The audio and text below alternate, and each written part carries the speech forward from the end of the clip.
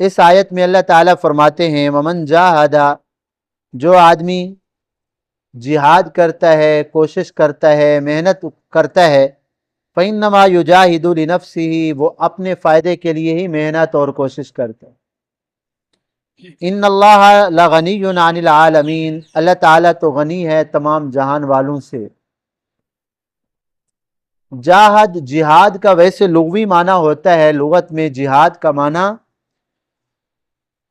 کوشش کرنا، محنت کرنا، اللہ کے دین کو غالب کرنے کی کوشش کرنا، اللہ کے دین کو غالب کرنے کی کوشش کرنا، اس کو جہاد کہتے ہیں۔ اور یہ جہاد کئی طرح کا ہوتا ہے۔ ایک تو وہ جس کو ہم عام سمجھتے ہیں، کافروں کے ساتھ لڑنا، وہ کس لیے ہوتا ہے؟ کافروں کے ساتھ جو لڑنا ہوتا ہے زمین کے اوپر قبضہ کرنے کے لیے تو نہیں ہوتا۔ کافروں کے ساتھ جو جہاد ہوتا ہے وہ بھی اسی لیے ہوتا ہے کہ اللہ کا دین غالب آ جائے اور کافروں کا کفر ختم ہو جائے، اس کا زور ٹوٹ جائے۔ تو اس بڑے جہاد کو بھی جہاد اس لیے کہتے ہیں۔ اور اسی طرح کوئی آدمی تعلیم و تعلم کے اندر ہے، پڑھنے پڑھانے کے اندر ہے، اللہ کا دین یہ بھی تو پھیلا رہا ہے، یہ بھی جہاد۔ جہاد زبان سے بھی ہوتا ہے۔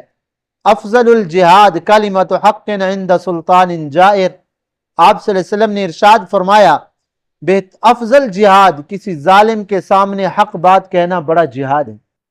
یہ جہاد کی کئی اقسام ہوئی نا۔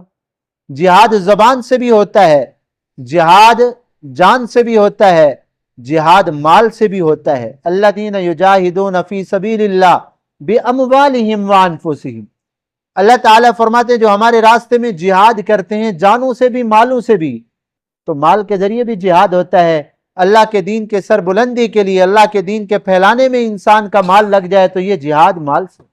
کافروں کی قوت کو روکنے میں انسان کا مال لگ جائے کہ اسلام کا بول بالا ہو، کافروں کا جو ہے نا زور ختم ہو، تو یہ مال سے جہاد۔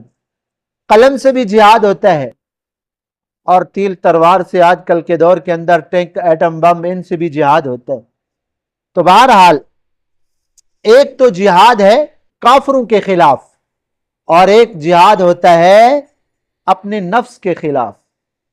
انسان کا نفس انسان کو گناہوں کی طرف لے جانے والا ہے، لیکن انسان اپنے نفس کو قابو کرے، پابند کرے، اللہ کی اطاعت فرما برداری کے اندر لے آئے، نفس کی مخالفت کرے، تو یہ اپنے نفس کے ساتھ جہاد ہے۔ یہ ہر وقت جاری رہتا ہے۔ تو اللہ تعالیٰ فرماتے ہیں بھائی تم جو جہاد کر رہے ہو اس کا فائدہ تمہارے لیے، اللہ کے لیے کافروں سے لڑو، اللہ کے لیے اپنے نفس کے خلاف جہاد کرو، جان سے جہاد کرو، مال سے جہاد کرو، زبان سے جہاد کرو۔ تو اس چیز کو مد نظر رکھو، اس میں رضا اللہ کی ہونی چاہیے۔ ہاں یہ تمہارے اپنے فائدے کے لیے ہے، اس کا فائدہ تمہیں ہے، ورنہ ان اللہ لغنی عن العالمین، اللہ تعالیٰ تو بے پرواہ ہے، اللہ تعالیٰ کو تو ضرورت نہیں ہے، تم محتاج ہو اللہ کے، تمہیں ضرورت ہے